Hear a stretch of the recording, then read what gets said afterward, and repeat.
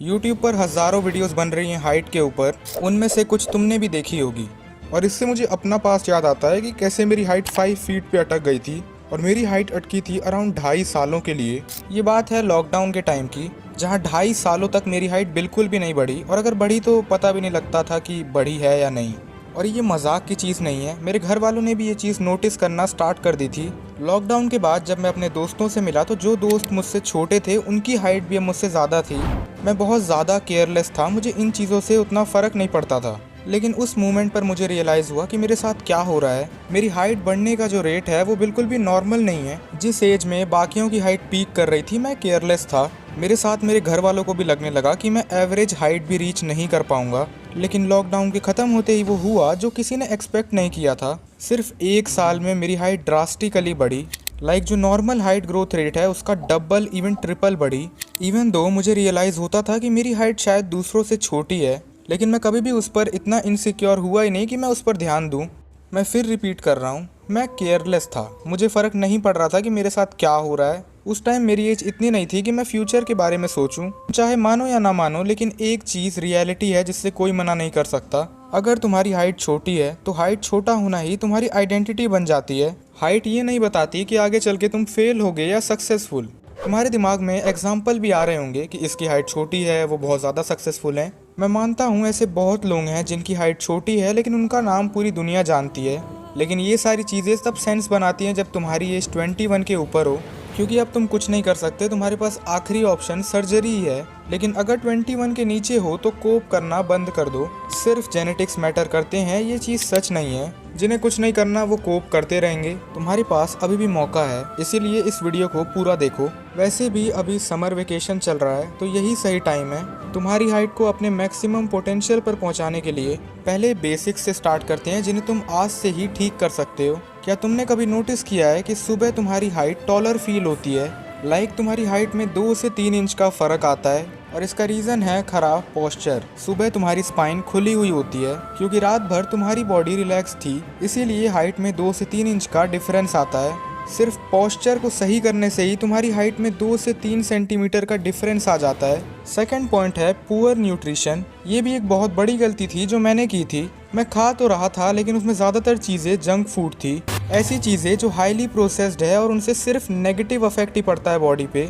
अगर तुम्हें लगता है तुम बहुत ज़्यादा खाते हो, लेकिन मैक्सिमम चीज़ें जो भी तुम खा रहे हो उनमें अगर हाई क्वालिटी का प्रोटीन नहीं है, बल्कि ये भी छोड़ो जो तुम खा रहे हो वो सिर्फ ऑयल, शुगर और मैदे से बनी हुई है, देन दुनिया की कोई भी चीज़ तुम्हारी हाइट नहीं बढ़ा सकती।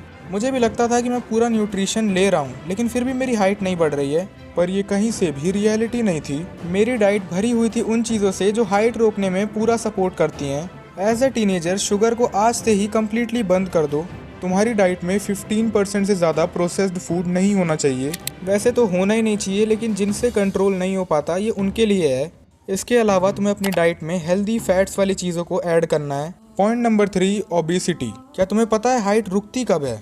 जब तुम्हारे ग्रोथ प्लेट्स परमानेंटली बंद हो जाते हैं। मतलब तुम्हारे ग्रोथ प्लेट्स जब तक ओपन है तुम्हारी हाइट तभी तक बढ़ेगी। एंड ओबेसिटी तुम्हारे ग्रोथ प्लेट्स को जल्दी बंद कर सकता है। फैट परसेंटेज ज़्यादा होने से तुम्हें हार्मोनल इम्बैलेंस होगा, और ग्रोथ प्लेट्स का जल्दी बंद होना तो कंफर्म ही है। मतलब अगर तुम्हारी हाइट 19 तक बढ़ने वाली थी तो क्या पता वो 17 पर ही स्टॉप हो जाए। इसीलिए अगर तुम बहुत मोटे हो तो फैट परसेंटेज अभी से कम करो। बाकी इनकंसिस्टेंसी के चलते चैनल डाउन है, जिसे वापस फॉर्म में लाना बहुत आसान है। इसीलिए इस वीडियो को लाइक और हाइप भी कर देना। वापस वीडियो पर आते हैं। इसके अलावा है स्मोकिंग एंड अल्कोहल। अगर तुम भी इन चीज़ों से एडिक्टेड हो देन यू आर कुक्ड। 20-21 साल की उम्र में भी तुम्हारी हड्डियां किसी बच्चे जितनी कमज़ोर होंगी, और हाइट को बढ़ाना भूल जाओ। अगला वही बेसिक पॉइंट जिसे तुमने बहुत बार सुन लिया होगा, लेकिन इससे इसकी इम्पोर्टेंस कम नहीं हो जाती। वो है डेली 8 to 9 आवर्स की स्लीप कवर करना। जल्दी सोना चालू करो, ये सबसे इम्पॉर्टेंट पॉइंट है। लेट सोने से तुम डीप स्लीप में नहीं जा पाते। अगर तुम 2 बजे सोते हो तो तुम्हारी हार्मोनल प्रोफाइल भी पूरी खराब हो जाएगी। तुम्हारी एज अगर 18 से कम है तो मिनिमम एम करो 8 to 9 आवर्स ऑफ स्लीप। अगला है नो फिजिकल एक्टिविटी। यही है सबसे बड़ा चेंज। मेरा विश्वास मानो, ये सबसे बड़ा रीज़न है मेरी हाइट ड्रास्टिकली बढ़ने का।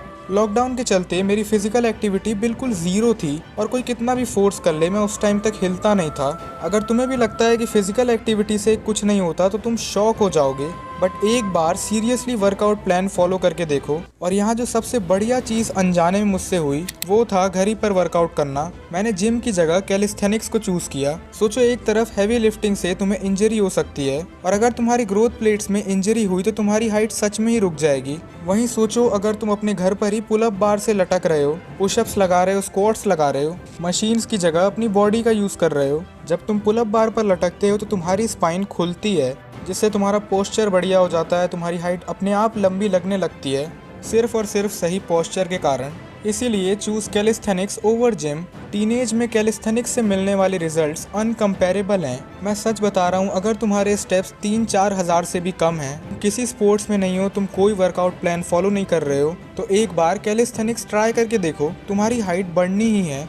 इसके अलावा अगर कोई स्पोर्ट रिकमेंड करना हो तो वो होगा बास्केटबॉल एंड फुटबॉल। अगला पॉइंट है हार्मोनल इम्बैलेंस। पहले तुम्हें ये जानना है कि हाइट इंक्रीज होती कैसे है। हाइट इंक्रीज होती है जब तुम्हारी बॉडी जीएच को प्रोड्यूस करती है। जीएच यानी ग्रोथ हार्मोन। हाइपोथैलेमस तुम्हारे ब्रेन को सिग्नल भेजता है और उस सिग्नल के मिलने पर तुम्हारा पिट्यूटरी ग्लैंड ग्रोथ हार्मोन को रिलीज करता है। तुम अपनी बॉडी को जितने रीजंस दोगे हाइट बढ़ाने के लिए, उतने ही चांसेस हैं कि तुम्हारी हाइट एक्चुअली बढ़ जाए। लेकिन रियलिटी में ग्रोथ हार्मोन अकेले पूरा काम नहीं करता है। ग्रोथ हार्मोन ट्रिगर करता है IGF-1 को, जिसका डायरेक्ट इम्पैक्ट तुम्हारी हाइट पर होता है। वैसे तो ये हार्मोन नेचुरली प्रोड्यूस्ड होता है, लेकिन रियलिटी ये है कि ये कई लोगों की बॉडी में उतना रिलीज नहीं हो रहा जितना होना चाहिए था, और इसीलिए वो अपनी पोटेंशियल हाइट को भी रीच नहीं कर पाते।